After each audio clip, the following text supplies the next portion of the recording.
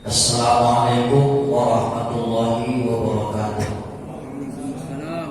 Alhamdulillahilladzi hadana li hadza wa ma kunna linahtadiya laula an hadanallah. Asyhadu an la ilaha illallah wahdahu la syarika lah wa asyhadu anna Muhammadan abduhu wa rasuluh alladzi la nabiyya ba'dah.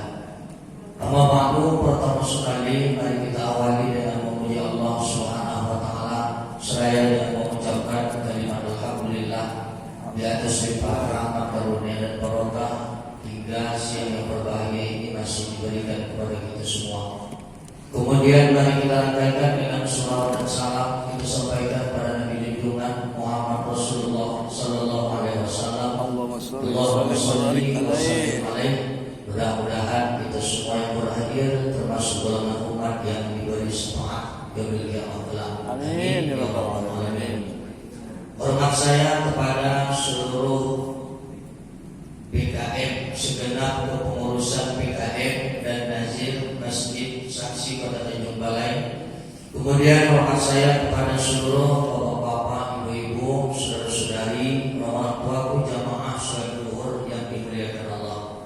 Alhamdulillah hari ini kita sudah berada pada tanggal 20 Ramadan 1444 Hijriah untuk mengisi kajian-kajian bulanan, kajian singkat pada siang yang berbahagia ini. Kita ambil temanya kesan dan pesan ibadah. Hari ini 20 Ramadan, berarti 19 sudah kita lewati. Lebih kurang 9 atau 10 hari lagi yang bakal kita datangi. Artinya banyakan yang sudah dilewati daripada yang akan kita datangi. Nah, Bapak dan Ibu jamaah yang dimuliakan Allah, di setiap ibadah yang kita laksanakan ini secara tidak langsung Allah Subhanahu wa taala telah mendidik kita, telah memberikan pengajaran yang begitu hebat. Oleh sebab itu, sebagai tanda-tanda dan ciri-ciri bahwa ibadah kita itu baik, bahwa ibadah kita itu diterima Allah, dia meninggalkan kesan dan pesan di dalam diri. Ada kesan dan ada pesannya di dalam diri, sehingga kesan dan pesan dari ibadah itu menghantarkan kita kepada manusia yang bertakwa. Terkhusus orang yang melaksanakan ibadah Ramadan. Kita lihat banyak orang di dalam melaksanakan ibadah Ramadan ini menjadi orang-orang yang warok, menjadi orang-orang yang zuhud, orang-orang yang mengkepalakan kehidupan dunia, mengutamakan kehidupan akhirat. Orang-orang yang menjauhkan dari sesuatu yang haram, yang syubhat, bahkan dari sesuatu yang halal, yang bisa menjerumuskan, yang bisa melarikan dia untuk mengingat Allah Subhanahu wa taala. Intinya di dalam bulan Ramadan dia menjadi orang yang warok, menjadi orang yang zuhud. Jadi oleh sebab itu ibadah puasa Ramadan ini adalah ibadah yang sulit. Dan ibadah Ramadan, ibadah puasa Ramadan ini adalah ibadah yang mulia, ibadah yang sangat disenangi Allah. Makanya pahalanya tidak disurunkan Allah. Kenapa? Karena puasa ini adalah salah satu ibadah yang sangat unik. Jadi kalau ibadah puasa ini bisa ibadah tokoh-tokoh, kalau sholat tak bisa ibadah menokoh. Tak mungkin orang pura-pura sholat. Kemudian kalau ibadah haji tak bisa tokoh-tokoh. Kemana dia tak pergi? Umroh begitu juga, zakat begitu juga. Tak bisa ibadahnya di tokoh-tokoh. Tapi kalau puasa ini bisa tokoh-tokoh. Di rumah dalam kamar makan dia. Begitu keluar dari rumah pura-pura koyong, pura-pura lemah. Ya, jadi makanya langsung Allah Subhanahu wa taala yang memberikan pahala bagi orang yang melaksanakan puasa. Nah, kemudian puasa ini adalah ibadah komplit. Kenapa dikatakan ibadah komplit? Nah, orang yang melaksanakan puasa mesti melaksanakan sholat. Orang yang melaksanakan puasa mesti menuntut orang. Orang yang melaksanakan puasa pasti menjaga mata, lisan, serta mampu mengendalikan hawa nafsu. Jadi bukan hanya sekadar puasa menahan haus dan lapar. Jadi ini teringat ada di dalam Al-Quran, tepatnya dalam surah An-Nahl ayat 66, Allah Subhanahu wa taala berfirman, "Wa inna lakum fil an'ami la'ibrah." Dan sungguh pada binatang ternak itu ada pelajaran, ada ibrah, ada ibarat. Nah, kenapa kita ambil ayat ini? Ini cerita tentang puasa dalam arti menurut bahasa. Puasa itu menurut bahasa tak makan, tak minum. Itu menurut bahasa. Nah, ternyata bukan hanya manusia yang berpuasa, binatang pun ada yang berpuasa. Marilah contoh binatang yang berpuasa. Yang pertama ular. Jadi ular ini berpuasa, tidak ada perubahan. Sebelum puasa dengan sesudah puasa sama saja. Sebelum puasa namanya ular, sesudah puasa tetap juga namanya ular. Kemudian sebelum puasa cara berjalannya itu melangkah di tanah itu.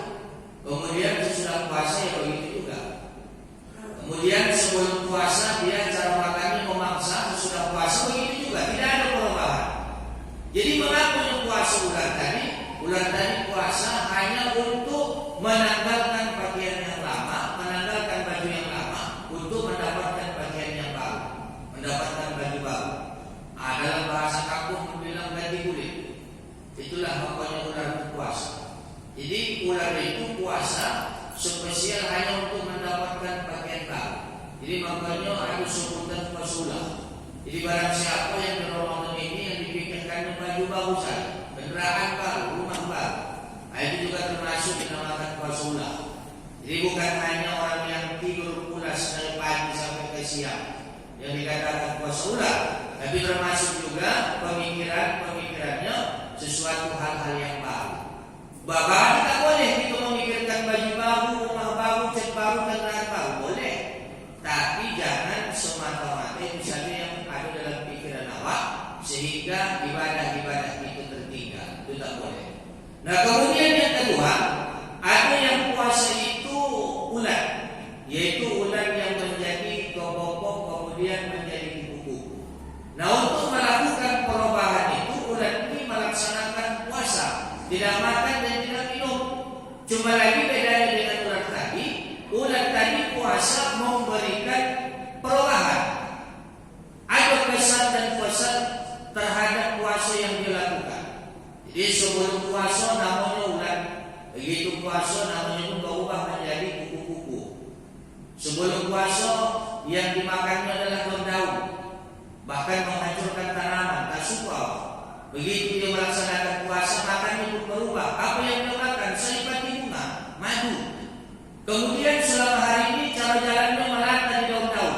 Begitu dia puasa tidak makan dan tidak minum, maka cara jalannya pun berubah, terbang di angkasa indah dipandang mata.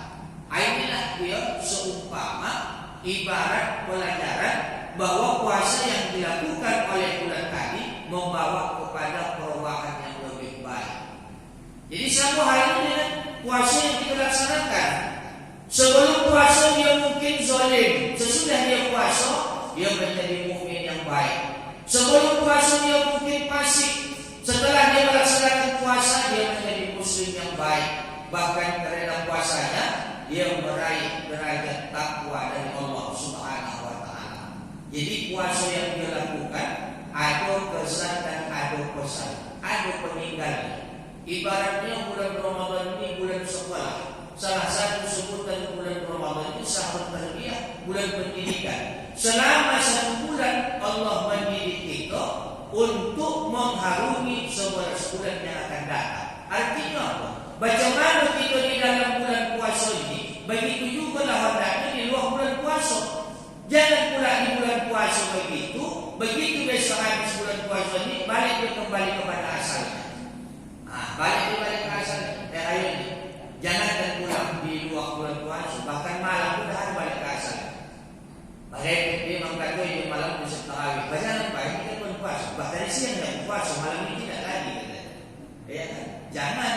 Jadi makanya jangan hanya menegakkan melaksanakan puasa Ramadan, tapi menegakkan ibadah Jadi kalau melaksanakan puasa Ramadan, dia hanya takut pada saat melaksanakan puasa itu saja. Tapi kalau menegakkan ibadah Ramadan, maka 24 jam siang dan malamnya itu dia tentunya hati-hati di dalam menjaga ibadah-ibadah yang sudah dia laksanakan. Jadi puasa Ramadan kesannya sangat besar. Semua ibadah, bukan hanya puasa, sholat juga begitu. Makanya dalam Al-Quran disebutkan Allah, inna sholata tanha 'anil fahsya'i wal munkar. Sholat itu mencegah pelakunya dari perbuatan keji dan munkar. Artinya orang yang sholat tercegah dari dia perbuatan keji, tercegah dari dia perbuatan yang munkar. Karena sholat itu pendidikan. Nah, bisa kita kupas apalah pendidikan yang diberikan Allah dalam sholat. Yang pertama, orang yang sholat dilatih jujur. Tengoklah orang yang melaksanakan sholat, sekalipun dia melaksanakan di dalam rumah, sendirian, dalam kamar, tak ada orang menengok. Sholat zuhur lompat, tetap lompat di kojokan. Mana bahaya dia korupsi? Tak ada orang menengok, dibuat menjadi dua. Tak ada orang yang berani mengkorupsi rakaat sholat. Kemaluan dia supaya. Ya, berarti apa? Orang yang sholat dilatih jujur. Nah, kemudian yang kedua, orang yang sholat dilatih lemah lembut. Lemah lembut. Sebelum melaksanakan sholat, dia berkelahi sama suami, toga isam, ribut, menjerit. Begitu datang berkumandang azan maghrib, dia pun sembahyang. Tengok lagi dalam sembahyang itu, ayat demi ayat, bacaan demi bacaan, kalimat demi kalimat yang dia baca dalam keadaan lemah lembut, dengan nada sedih. Tidak ada dia membaca dengan nada kasar. Mana mau sembahyang ma'at tadi? Bismillahirrahmanirrahim. Alhamdulillahirabbil alamin. Tak sembahyang Allah. Ditanya lagi, mengapa orang sembahyang begitu? Tanya kan berkelahi sembahyang tadi. Dan sebelum sembahyang dia mungkin kasar. Begitu sembahyang lemah lembut. Setelah selesai dari sholat, maka bawa ke lemah lembutan itu ke tengah-tengah umat. Nah, kemudian orang yang sholat dilatih sabar. Jadi salah satu yang penting dalam hidupnya sabar. Kalau tak ada sabar awak, yang dipulak emosional. Bahkan salah satu yang dilarang itu aku marah-marah. Yang diperintahkan itu aku sabar. Innallaha ma'as-sabirin. Sesungguhnya Allah beserta orang-orang yang sabar. Jadi kalau tak sabar kita nanti, maka Allah tak suka dengan kita. Jadi salah satu ilmu atau pendidikan yang diberikan oleh ibadah sholat adalah sabar. Apa maksudnya? Tema ibadah sholat ada antrian. Berdiri dulu, kemudian rukuk, iktidal, sujud, duduk, sujud, balik berdiri. Itu kan mesti ada sabar. Kata sabar apa? Begitu sallallahu akbar, langsung tahiyatul. Tahiyatul mubarakatuh, alhamdulillah. Mengapa masuk yang bagi tak sabar? Aku jangan ada pajak. Ayat. Jadi orang yang sholat dilatih sabar. Jadi semua ibadah yang kita laksanakan itu ada kesan, ada pesan.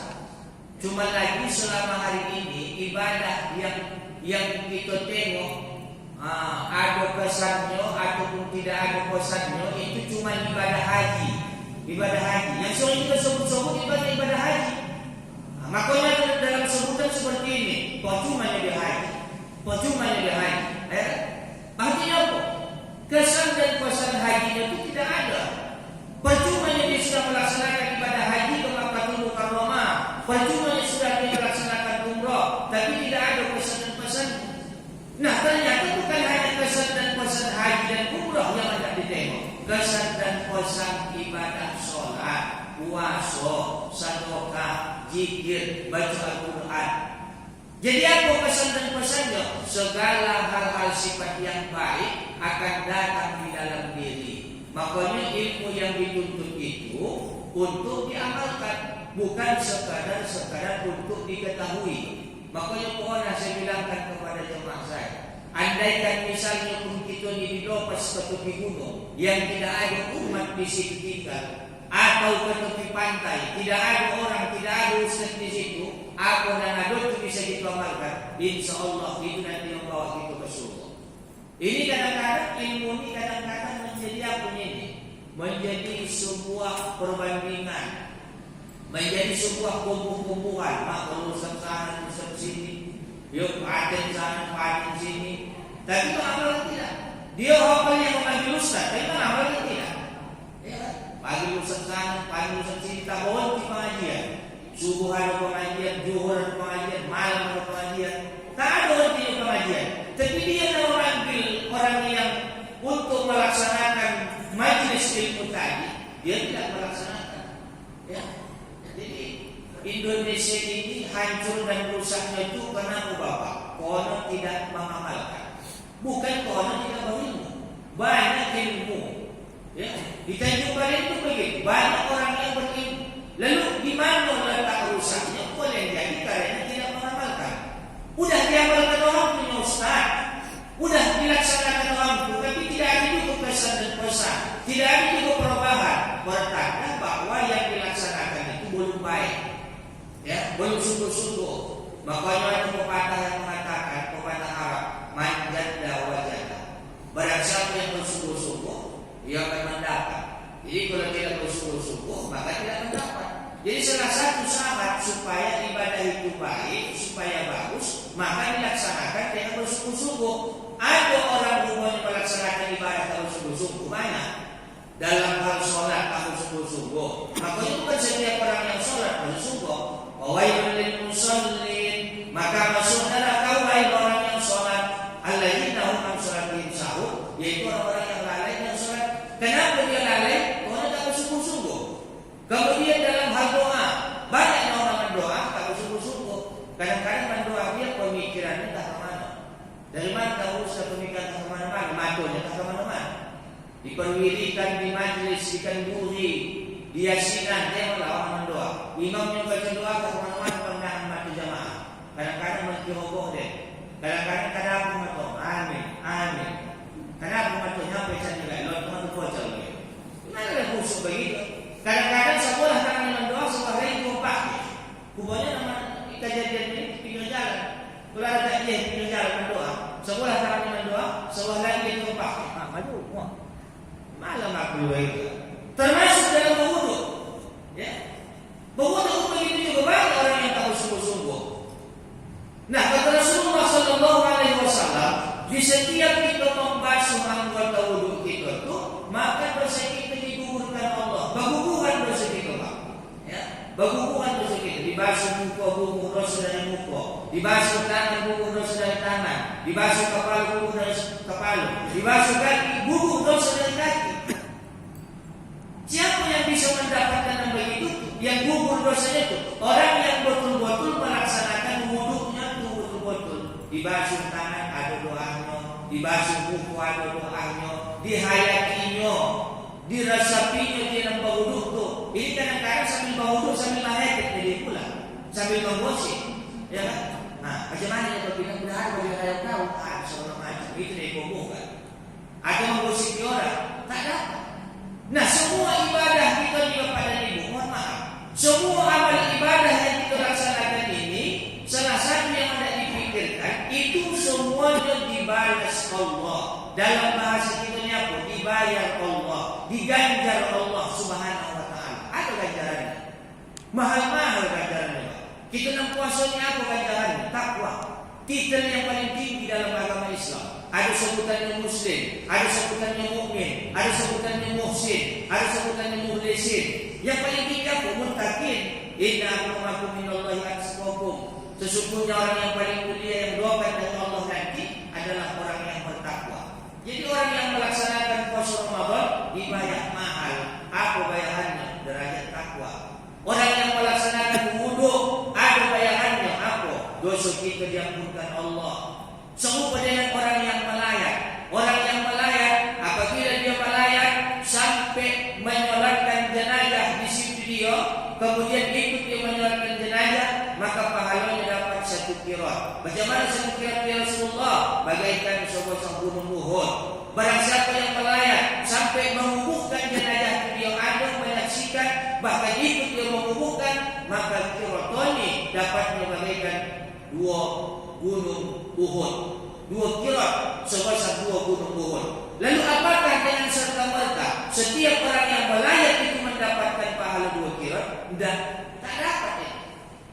Jadi orang yang bisa mengambil iktibar, memberikan kesabaran kepada kepada keluarga ahli takziah, kemudian bisa dia mengambil iktibar dan pelajaran Pulang dia dari Malayan itu bertambah tawaduknya, bertambah ingat dia kepada Allah Subhanahu wa taala, ingat dia kepada mati. Salah satu yang diperintahkan aku mengingat mati, aksiru zikrul maut, banyak-banyak kau mengingat kematian. Banyak orang kalau disebut malaikat maut takut, banyak orang kalau disebut kematian khawatir. Tapi apa yang dia khawatirkan? Apa yang dia takutkan? Yang dia takutkan tinggal bininya yang cantik, tinggal kendaraan yang begitu mewah, tinggal rumahnya yang bagaikan istana, pangkat dan jabatannya. Salah itu tidak. Tapi ada lagi yang lebih ditakutkan dari sini. Teringat kepada kematian, apa yang harus kita pikirkan? Kalau nanti kita bertemu dengan kematian, sebelumnya dihadapkan dengan sakaratul maut. Yang pada saat sakaratul maut ada husnul khatimah, ada su'ul khatimah. Sebelah mana kau? Kemudian setelah itu nanti dimasukkan ke dalam alam kubur. Di dalam alam kubur ada kesenangan kubur, ada azab kubur. Sebelah mana kau nak? Kemudian nanti setelah itu ada hari berbangkit, yang dalam salah satu hadis Nabi Sallallahu Alaihi Wasallam dijelaskan banyak macam ragam orang pada hari berbangkit. Dalam salah satu hadis saya baca ada 12 macam golongan manusia pada hari berbangkit. Satu dengan elok sama sekali. Intinya kok manusia nanti dibangkitkan sesuai dengan sikap dan PL semasa hidup. Kemudian setelah itu nanti apa? Berkumpul di padang mahsyar yang kita tahu pada hari itu matahari melahirkan sejokal dan atas kepala. Maksudnya apa? Sangkirkan panasnya. Bagaimana naik keadaan awal. Kemudian nanti ada melewati titian suratul mustaqim yang panjangnya minal masyriq ilal maghrib, dari timur ke barat. Bagaimana manusia? Soalnya kita doa, bagaikan kamu bulan 7. Ini kan gambaran penafsiran. Apa tandanya? Pertanda payah melewati titian. Kalau dibilang kan di bulan titian itu puasa, apa lagi kau? Sebuah sampainya titian suratul mustaqim, sebuah titian patembo, ada para takut ustaz, mengapa? Dan lain-lain itu ada semua apa kata? Balang-balang ini. Ini sebuah rambut di bulan 7. Pertanda apa? Payah melewati titian ini. Kemudian nanti ada yaumul hisab, kemudian ada yaumul mizan, yang pada akhirnya fariqum fil jannah wa fariqum fis sa'ir, sebahagian manusia dalam surga dan sebahagian dari dalam neraka. Mana kamu punya awak, mana bahagian awak. Jadi orang yang teringat kepada kematian itu sebenarnya kepada niku kalau dikaji dalam makna hakikat. Banyak orang yang kono dalam hal kajian tentang iman. Salah satu contoh beriman kepada malaikat-malaikat, beriman kepada malaikat raqib sama atid, mencatat amal baik, amal buruk. Banyak orang yang beriman sekadar percaya di dalam mulut, kemudian di dalam hati, tapi tidak dalam pelaksanaan, tidak dalam perbuatan. Ya. Kenapa